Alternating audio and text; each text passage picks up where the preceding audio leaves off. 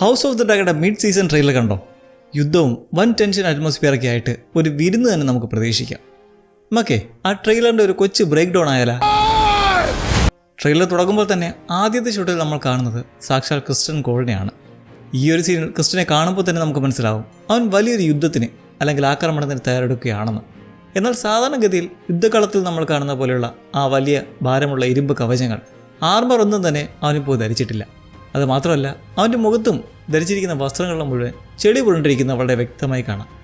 കഴിഞ്ഞ എപ്പിസോഡ് നിങ്ങൾ കൃത്യമായി ഓർക്കുന്നുണ്ടെങ്കിൽ അതിൽ ക്രിസ്റ്റൻ കോൾ വളരെ തന്ത്രപ്രധാനമായ ഒരു പുതിയ പ്ലാൻ തയ്യാറാക്കുന്നത് കണ്ടിരുന്നു. എന്നാൽ ആ പ്ലാനിനോട് ഗ്വെയിൻ ഹൈറ്റവറിന് വലിയ താല്പര്യമൊന്നും ഉണ്ടായിരുന്നില്ല. അയാൾ ആ പ്ലാൻ കേട്ട് തീരെ സന്തോഷവാനായിരുന്നില്ല എന്ന് വേണം പറയാൻ. കാരണം ക്രിസ്റ്റനും അവൻ്റെ സൈന്യവും ഇനി ചെയ്യാൻ പോകുന്നത് നേർക്കുനേർ നിന്നുള്ള ഒരു വലിയ യുദ്ധമല്ല, മറിച്ച് ഒളിപ്പോര്, ഗറില്ല വാർഫെയർ ആണ്.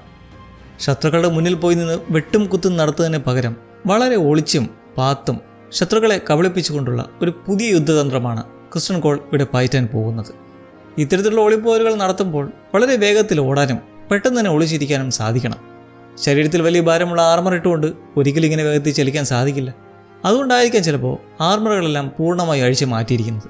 ഇനി മുഖത്തും വസ്ത്രത്തിലുമൊക്കെയുള്ള ചെളിയുടെ കാര്യം പറയുകയാണെങ്കിൽ രാത്രിയുടെ ഇരുട്ടിലും കാട്ടിലുമൊക്കെ ശത്രുക്കൾക്ക് പെട്ടെന്ന് തിരിച്ചറിയാൻ കഴിയാത്ത രീതിയിൽ ഒളിച്ചിരിക്കാൻ വേണ്ടിയുള്ള ഒരു ക്യാമോഫ്ലാഷ് ആയിട്ടാണ് ഈ ചെളിയൊക്കെ അവൻ ഉപയോഗിച്ചിരിക്കുന്നതെന്ന് നമുക്ക് ഊഹിക്കാം. ഈ പുതിയ പ്ലാൻ നടപ്പിലാക്കുന്നതിൽ ക്രിസ്റ്റൻ കോൾ വളരെയധികം ആവേശത്തിലാണെന്ന് അവൻ്റെ മുഖത്തു നിന്നും ആത്മവിശ്വാസത്തിൽ നിന്നും നമുക്ക് വായിച്ചെടുക്കാം. റൂക്സ് റെസ്റ്റിൽ നടന്ന വലിയ യുദ്ധത്തിൽ ഡ്രാഗണുകളുണ്ടാക്കിയ ആ വലിയ നാശനഷ്ടങ്ങളും തീമഴയൊക്കെ നേരിട്ട് കണ്ടതിന് ശേഷം ക്രിസ്റ്റൻ കോൾ മാനസികമായി വല്ലാത്തൊരു അവസ്ഥയിലായിരുന്നു. ചുറ്റും നടക്കുന്ന കാര്യങ്ങളിലൊന്നും വലിയ താല്പര്യമില്ലാതെ എന്ത് സംഭവിച്ചാലും തനിക്കെന്താ എന്നൊരു മരവിച്ച ഭാവത്തിലായിരുന്നു അവൻ ഇത്രയും നാൾ. എന്നാൽ ഈ പുതിയ ഒളിപ്പോര് തന്ത്രം അവനെ ആ പഴയ ആവശ്യത്തിലേക്ക് തിരികെ കൊണ്ടുവന്നിരിക്കുകയാണ്. കാരണം ഇവിടെ വലിയ ഡ്രാഗണുകളുടെ ശല്യമില്ലാതെ അവന് തൻ്റെ പഴയ രീതിയിലുള്ള വാളും പരിചയമൊക്കെയുള്ള പരമ്പരാഗതമായ യുദ്ധമുറകൾ പരിശീലിക്കാനും സ്വന്തം കൈകൊണ്ട് ശത്രുക്കളെ നേരിടാനും സാധിക്കും. ക്രിസ്റ്റൻ്റെ യഥാർത്ഥ ലക്ഷ്യം എന്താണെന്ന് വെച്ചാൽ കിങ്സ് ലാൻഡിങ്ങിലേക്ക് മാർച്ച് ചെയ്തു വരുന്ന നോർത്ത്മെൻ, റിവർമെൻ സൈന്യങ്ങളെ വഴിയിൽ വെച്ച് തന്നെ ആക്രമിക്കുക എന്നതാണ്. അവരെ പൂർണ്ണമായും തോൽപ്പിക്കാൻ കഴിയില്ല എന്ന് ക്രിസ്റ്റൻ കോളിന് നന്നായി അറിയാം.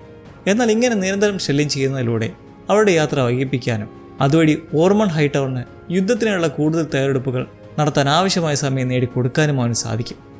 ഒരു തരത്തിൽ പറഞ്ഞാൽ ക്രിസ്റ്റൻ കോൾ ശത്രുക്കൾക്ക് വലിയൊരു തലവേദനയെ മാറാൻ ഒരുങ്ങുമാണ്. ഈ ഒരു ട്രെയിലറിൽ തന്നെ നമ്മൾ ക്രിസ്റ്റൻ്റെ പ്ലാൻ എങ്ങനെയാണ് വർക്കാവുന്നതെന്ന് കാണുന്നുണ്ട്.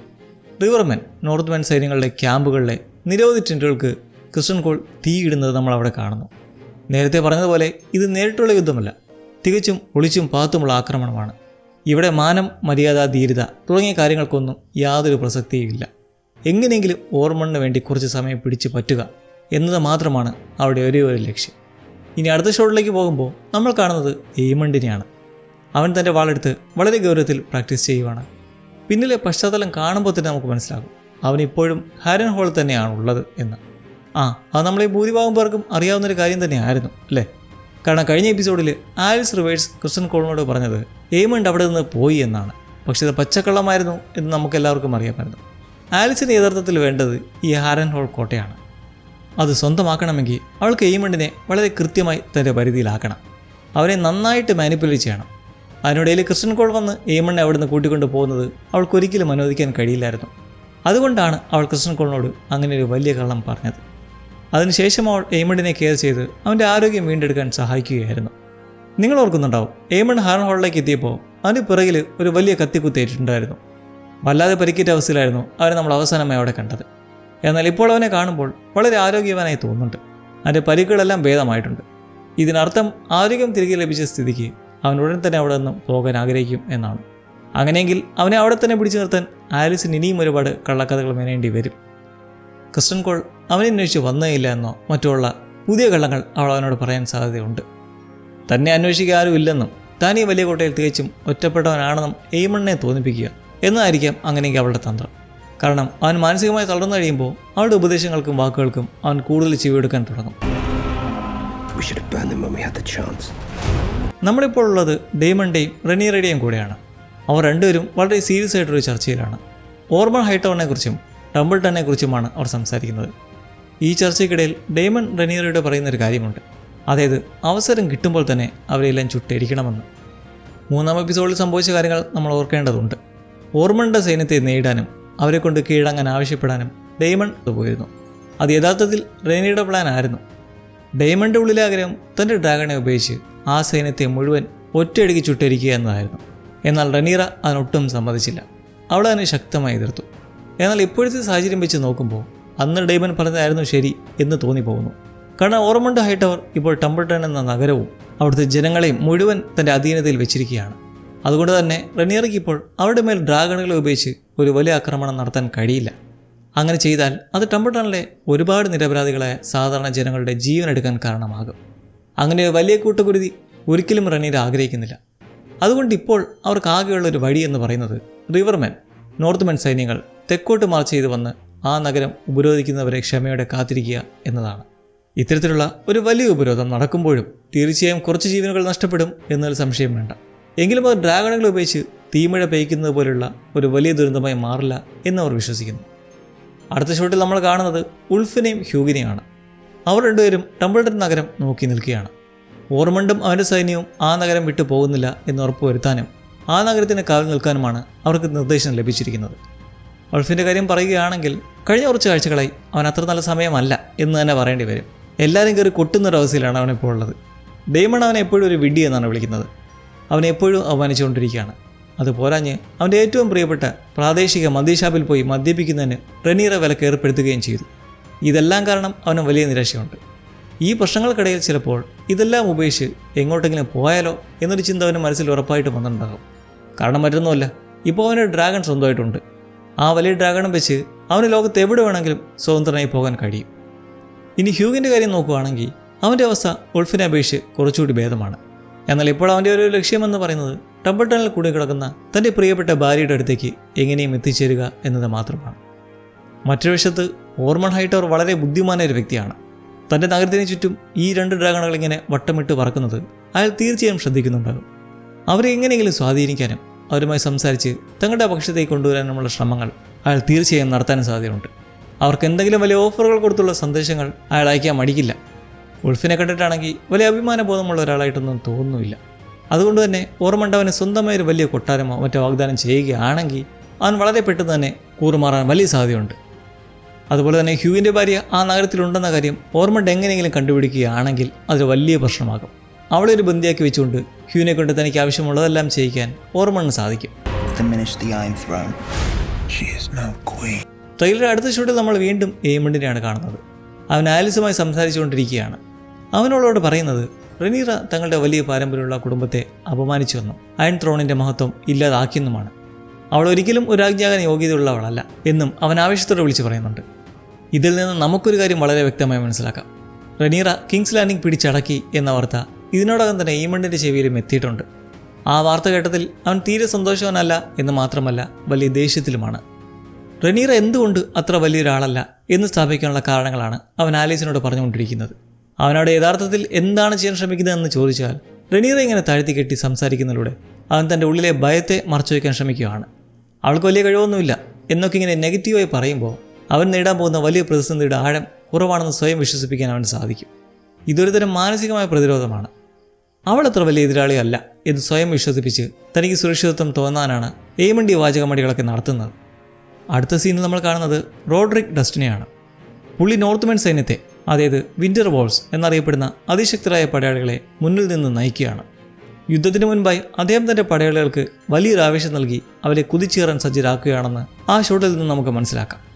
തൊട്ടു പിന്നാലെ അവർ ടംബിൾട്ടൺ നഗരത്തിന് തൊട്ടുപുറത്ത് എത്തി നിൽക്കുന്നത് നമ്മൾ കാണുന്നു. നോർത്ത്മെൻ സൈന്യമാണ് മുൻനിരയിലുള്ളത്, വാൻഗാർഡ്.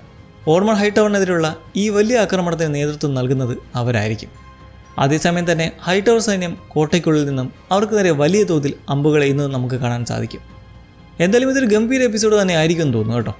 ഫുള്ളൊരു ബ്ലഡ് ബാത്ത് ആയിരിക്കും. ആ കോട്ട മതിലുകൾക്കടുത്തേക്ക് എത്താൻ അവരെത്ര ദൂരമാണ് ഓടേണ്ടത് നിങ്ങളൊന്ന് നോക്കിയേ. എന്നെ കൊണ്ടൊക്കെ ആണെങ്കിൽ ആ ദൂരത്തിൻ്റെ പകുതി എത്തുമ്പോൾ തന്നെ ശ്വാസം മുട്ടി വീഴും. അത്രയും വലിയ ദൂരം വേണം അവർക്ക് ഓടിയെത്താൻ. അതും വെറുതെ എവിടെയോ പോരാ, ആകാശത്തു നിന്നും മഴ പെയ്യുന്ന പോലെ ശത്രുക്കളുടെ അമ്പുകൾ അവിടെ മേൽ വന്നുകൊണ്ടിരിക്കും. അതിനെല്ലാം അതിജീവിച്ച് വേണം അവർക്ക് കോട്ടയ്ക്കുള്ളിൽ കടക്കാൻ. ചുരുക്കത്തിൽ പറയാൻ വന്നത്, ഈ യുദ്ധത്തിൻ്റെ ഇരുഭാഗത്തും ഒരുപാട് ജീവനുകൾ നഷ്ടപ്പെടാൻ പോകുന്നുണ്ട്. ഇനി അടുത്ത ഷോട്ടിലേക്ക് പോയാൽ 2 വലിയ സൈന്യങ്ങൾ പരസ്പരം പാഞ്ഞടുക്കുന്നതും അതിക്രൂരമായി ഏറ്റുമുട്ടുന്നതുമാണ് നമ്മൾ കാണുന്നത്. ഇതിലൊരു സൈന്യം ചിലപ്പോൾ ക്രിസ്റ്റൻ കോളിൻ്റെതായിരിക്കും. രണ്ടാമത്തേത് നമ്മൾ നേരത്തെ പറഞ്ഞ നോർത്ത്മെൻ, റിവർമാൻ സൈന്യങ്ങളുമായിരിക്കും. മുന്നേ സൂചിപ്പിച്ച പോലെ ക്രിസ്റ്റൻ കോൾ വളരെ ഒളിച്ചും പാത്തുമാണ് ആക്രമിക്കാൻ പദ്ധതിയിട്ടിരുന്നത്. രാത്രിയുടെ മറവിൽ വന്ന് അവരെ ആക്രമിക്കുക, അവരുടെ ടെന്റുകൾക്ക് തീയിടുക തുടങ്ങിയ കുതന്ത്രങ്ങളായിരിക്കാം അവൻ പ്രയോഗിക്കുക. എന്നാൽ റിവർമാൻ നോർത്ത്മാൻ സൈന്യങ്ങൾ ഒട്ടും മോശക്കാരല്ല. അവർ വൈകാതെ തന്നെ ഈ തന്ത്രങ്ങളെല്ലാം തിരിച്ചറിയുകയും ക്രിസ്റ്റൻ കോളിനും കൂട്ടർക്കും വേണ്ടി വലിയൊരു കെണി ഒരുക്കുകയും ചെയ്തിട്ടുണ്ടാകും. അങ്ങനെ സംഭവിച്ചാൽ തീർച്ചയായും ക്രിസ്റ്റൻ കോളിന് വലിയൊരു തിരിച്ചടി ആവുകയും ചെയ്യത്. ഇപ്പോൾ കഴിഞ്ഞ എപ്പിസോഡിൻ്റെ ഒരു ഭാഗത്ത് തന്നെ ഇവർ പറയുന്നുണ്ട് തങ്ങളുടെ സൈന്യത്തെക്കാൾ 20 മടങ്ങ് വലുതാണ് നോർത്ത്മാൻ റിവർമാൻ സൈന്യങ്ങളുടെ വലിപ്പമെന്ന്.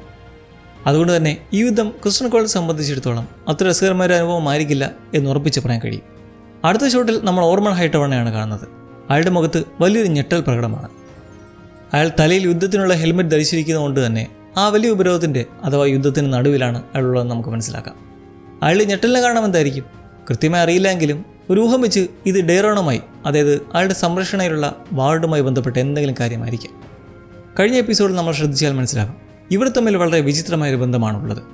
ഡെയറോണിന് അയാൾ നൽകുന്ന ചില ഉപദേശങ്ങളൊക്കെ കേൾക്കുമ്പോൾ വളരെ ശരിയായ കാര്യങ്ങളാണെന്ന് തോന്നുമെങ്കിലും അവർക്കിടയിൽ എവിടെയൊരു വല്ലാത്തൊരു അകൽച്ചയോ അപരിചിതത്വമോ ഉള്ളതുപോലെ അനുഭവപ്പെടുന്നുണ്ട്. കഴിഞ്ഞ എപ്പിസോഡിൽ ഓർമ്മണ്ട പറഞ്ഞൊരു കാര്യമുണ്ട്, ടാർഗരിയൻസ് തങ്ങളെക്കാൾ താഴെ നിൽക്കുന്നവരാണെന്ന്. ഒരു ഹൈ ടവർ ആയതുകൊണ്ട് താനാണ് ഏറ്റവും ശ്രേഷ്ഠനായ മനുഷ്യനാണെന്നൊക്കെ ആൾ വലിയ അഹങ്കാരത്തോടെ പറയുന്നുണ്ട്. ഈ വാക്കുകൾ ഡെയറോണിൻ്റെ മനസ്സിൽ വലിയ മുറിവുണ്ടാക്കിയിട്ടുണ്ടാകാം. കാരണം തൻ്റെ ജീവിതകാലം മുഴുവൻ ഇത്തരത്തിലുള്ള നെഗറ്റീവായ കാര്യങ്ങൾ കേട്ട് വളർന്ന ഡെയറോണിന് തന്നൊരു ടാർഗരിയൻ ആയതിൽ ഓർമ്മൺ കാരണം വലിയ അപകർഷതാബോധം തോന്നിയിട്ടുണ്ടാകാം. ഇതെല്ലാം മനസ്സിൽ വെച്ചുകൊണ്ട് യുദ്ധത്തിൽ സ്വന്തം കഴിവ് തെളിയിക്കാനും തൻ്റെ വില മനസ്സിലാക്കിക്കാനും വേണ്ടി ഡെയറോൺ തൻ്റെ സ്വന്തം ഡ്രാഗനായ ടെസ്സറിൻ്റെ പുറത്തേറി യുദ്ധകളത്തിലേക്ക് പറന്നിറങ്ങിയതാകാം. അത് ശരിയാണെങ്കിൽ തീർച്ചയായും ഓർമ്മൻ്റെ പ്ലാനുകളിൽ ഇല്ലാത്തൊരു കാര്യമായിരുന്നു അത്. ഓർമ്മണ്ട് എന്നൊക്കെ മനസ്സിലായി കാണുമല്ലോ, താൻ വളരെ ബുദ്ധിമാനാണെന്നും താൻ തയ്യാറാക്കുന്ന തന്ത്രങ്ങളും പ്ലാനുകളുമാണ് ഏറ്റവും മികച്ചതെന്നും വിശ്വസിക്കാൻ ഇഷ്ടപ്പെടുന്ന ഒരാളാണ് അയാൾ. എന്നാൽ മറ്റുള്ളവർ തൻ്റെ പ്ലാനുകളിൽ നിന്ന് മാറി സഞ്ചരിക്കുകയും കാര്യങ്ങളെല്ലാം കുഴപ്പത്തിലാക്കുകയും ചെയ്യുമ്പോൾ അയാൾക്ക് വലിയ ദേഷ്യം വരും. അത് നമ്മൾ കഴിഞ്ഞ എപ്പിസോഡിൽ തന്നെ കണ്ടതാണ്. എയിംഡിനെ എവിടെയും കാണാനില്ല എന്നറിഞ്ഞപ്പോൾ അയാൾക്ക് ഭ്രാന്ത് പിടിച്ചതുപോലെ ആവുകയും ദേഷ്യം വന്നൊരു മേശ വെട്ടിപ്പൊളിക്കുകയൊക്കെ ചെയ്തത്. അതുപോലൊരു അവസ്ഥയിലായിരിക്കാം അയാളിപ്പോൾ. ഡെയറണോ അല്ലെങ്കിൽ മറ്റാരെങ്കിലുമോ അയാളുടെ കൃത്യമായ പ്ലാനുകൾ തെറ്റിച്ച് തന്നെ ആകണം അയാളുടെ മുഖത്തെ ആ വലിയ ഞെട്ടലിന് കാരണം. ആ ഷോട്ടിൽ തന്നെ നമ്മൾ ഡെയ്മണെയും കാണുന്നുണ്ട്. ടംബിൾട്ടൺ ഉപരോധത്തിൽ അവനും പങ്കുചേരുന്നുണ്ട്. എന്നാൽ അവൻ തൻ്റെ പ്രിയപ്പെട്ട ഡ്രാഗണായ കെറാക്സിൻ്റെ പുറത്തല്ല, മറിച്ച് ഒരു കുതിരപ്പുറത്താണ് ഇരിക്കുന്നതെന്നാണ് ഏറ്റവും ശ്രദ്ധേയമായൊരു കാര്യം. നേരത്തെ പറഞ്ഞതുപോലെ തന്നെ ടംബിൾട്ടണിലെ സാധാരണ ജനങ്ങളെ ചുട്ടരിക്കാൻ അവർക്ക് താല്പര്യമില്ല. അതുകൊണ്ട് തന്നെ തൻ്റെ ഡ്രാഗണെ അതിൻ്റെ പൂർണ്ണ ശക്തിയിൽ ഉപയോഗിക്കാൻ ഡെയ്മണ് കഴിയില്ല. അതുകൊണ്ട് കുറച്ച് നേരത്തേക്കെങ്കിലും അവൻ കുതിരപ്പുറത്ത് തന്നെ യുദ്ധം ചെയ്യാനാണ് സാധ്യത. ട്രള്ളി സൈന്യം ആ നഗരത്തിലേക്ക് പ്രവേശിക്കുന്നവരെ അവൻ കാത്തിരിക്കുകയും അതിനുശേഷം അവിടേക്ക് മിന്നലാക്രമണം നടത്തുകയും ആകാം അവരുടെ പ്ലാൻ. ഇതിന് തൊട്ടു പിന്നാലെ നമ്മൾ കാണുന്നത് കെറാക്സസ് നഗരത്തിന് നേരെ പറന്നു വരുന്നതാണ്. ഡെയ്മൺ പലപ്പോഴും തൻ്റെ ഡ്രാഗണിനെ അതിൻ്റെ ഇഷ്ടത്തിന് കാര്യങ്ങൾ ചെയ്യാൻ സ്വതന്ത്രനാക്കി വിടാറുണ്ട് എന്ന് നമുക്കറിയാം. മുന്നേ തടാകക്കരയിൽ നടന്ന യുദ്ധത്തിൽ നമ്മളത് കണ്ടതുമാണ്. എന്നാൽ ഇതൽപ്പം അപകടം പിടിച്ചൊരു കാര്യമാണ്. ഡ്രാഗൺ സ്വന്തം ഇഷ്ടത്തിന് കാര്യങ്ങൾ ചെയ്താൽ ചിലപ്പോൾ വലിയ നാശനഷ്ടങ്ങൾ ഉണ്ടാക്കിയേക്കാം. എങ്കിലും ആ തന്ത്രം ഫലിക്കുകയാണെങ്കിൽ അത് വലിയൊരു കാര്യമാണ്. ആ ഷോട്ടിൽ ഓർമ്മണ്ട് ഉറക്കെ അലർന്നതും കെറാക്സസ് അവരുടെ തലയ്ക്ക് മുകളിൽ വട്ടമിട്ട് പറക്കുന്നതും കാണുന്നുണ്ട്. ആ ഡ്രാഗൺ കോട്ടയുടെ വലിയൊരു ഗേറ്റ് തീതുപ്പി തകർത്ത് തുറക്കുന്നതാണ് നമ്മളവിടെ കാണുന്നത്. ഒരുപാട് ദൂരം ഓടി തളർന്ന് നോർത്ത്മാൻ സൈന്യം കോട്ടയ്ക്കേരിയിൽ എത്തുമ്പോൾ ഇനി എങ്ങനെ ഇതിനകത്ത് കയറും എന്ന് ചിന്തിച്ച് സമയം കളയാൻ അവർക്ക് സാധിക്കില്ല. ഈ ഒരു നീക്കത്തിലൂടെ അവർക്ക് കോട്ടയ്ക്കുള്ളിലേക്ക് പ്രവേശിക്കാൻ വളരെ എളുപ്പമുള്ള ഒരു വഴി, അതായത് മുൻവശത്തെ വലിയ ഗേറ്റ് തുറന്നു കിട്ടിയിരിക്കുകയാണ്. അങ്ങനെ ട്രെയിലറിൻ്റെ അവസാന ഭാഗങ്ങളിലേക്ക് വരുമ്പോൾ നമ്മൾ കാണുന്നത് വളരെ വലിയ ദേഷ്യത്തിൽ നിൽക്കുന്ന റെനീറയാണ്. താൻ അവരോട് എത്രമാത്രം കരുണ കാണിച്ചു എന്ന് അവൾ വിളിച്ചു പറയുന്നുണ്ട്. അതിനുശേഷം ദിസ് ഈസ് ഫിനിഷ്ഡ്, ഇതിവിടെ തീരുകയാണ് എന്ന് വളരെ ഉച്ചത്തിൽ അവൾ ഷൗട്ട് ചെയ്യുന്നുണ്ട്. ഡ്രാഗണെ ഓടിക്കുമ്പോൾ ധരിക്കുന്ന തരത്തിലുള്ള ലെതർ വസ്ത്രങ്ങളാണ് അവൾ അണിഞ്ഞിരിക്കുന്നതെന്നാണ് കണ്ടിട്ട് തോന്നുന്നത്. അവിടെ പിറകിലായി ചില കുന്നുകളും മലകളും ഒക്കെ നമുക്ക് കാണാൻ സാധിക്കും. ഈ ബാക്ക്ഗ്രൗണ്ട് കാണുമ്പോൾ പെട്ടെന്ന് ഓർമ്മ വരുന്നത് ടംബിൾട്ടൺ പ്രദേശമാണ്, അല്ലെങ്കിൽ അതിനോട് സാമ്യമുള്ള ഏതോ ഒരു സ്ഥലം. എന്നാൽ അവർ എന്തിനായിരിക്കും അവിടെ പോയിരിക്കുന്നത്? ആരോടാണ് അവൾ ഇത്രയും ദേഷ്യത്തിൽ ഈ കാര്യങ്ങൾ പറയുന്നത്? ഇനി അത് അലിസൻ്റാണോ? അലിസൺ എന്ന വ്യക്തിക്ക് മാത്രമേ റെനീറിൽ നിന്നും ഇത്രയും വൈകാരികമായ, പ്രത്യേകിച്ച് കരുണ കാണിക്കുന്നതുമായി ബന്ധപ്പെട്ട ഒരു പ്രതികരണം ഉണ്ടാക്കിയെടുക്കാൻ കഴിയൂ. ചിലപ്പോൾ ആലിസൺ കിങ്സ് ലാൻഡിൽ നിന്നും എങ്ങനെയെങ്കിലും രക്ഷപ്പെട്ടിട്ടുണ്ടാകാം. അത് മനസ്സിലാക്കിയ റെനീറ തൻ്റെ ഡ്രാഗണിൻ്റെ പുറത്തെറി അവളെ അന്വേഷിച്ച് കണ്ടുപിടിച്ചതുമാകാം. എന്തായിരുന്നാലും ഇവിടെ റെനീറ വളരെ അസ്വസ്ഥയാണെന്ന് അവളുടെ മുഖഭാവത്തിൽ നിന്നും വ്യക്തമാണ്. ഈ ഒരു സന്ദർഭത്തിൽ എന്താണ് സത്യത്തിൽ നടക്കുന്നറിയാൻ വളരെ എക്സൈറ്റഡ്. അപ്പോൾ ഇനി കാത്തിരിപ്പാണ് നിങ്ങളുടെ വിലയേറിയ അഭിപ്രായങ്ങൾ എന്തൊക്കെയാണെന്ന് അറിയാൻ വേണ്ടി. എല്ലാവർക്കും വളരെ സന്തോഷം നിറഞ്ഞ ഒരു നല്ല ദിവസം ആശംസിക്കുന്നു. അപ്പോൾ അടുത്ത വീഡിയോയിൽ കാണുന്നവരെ ബൈ.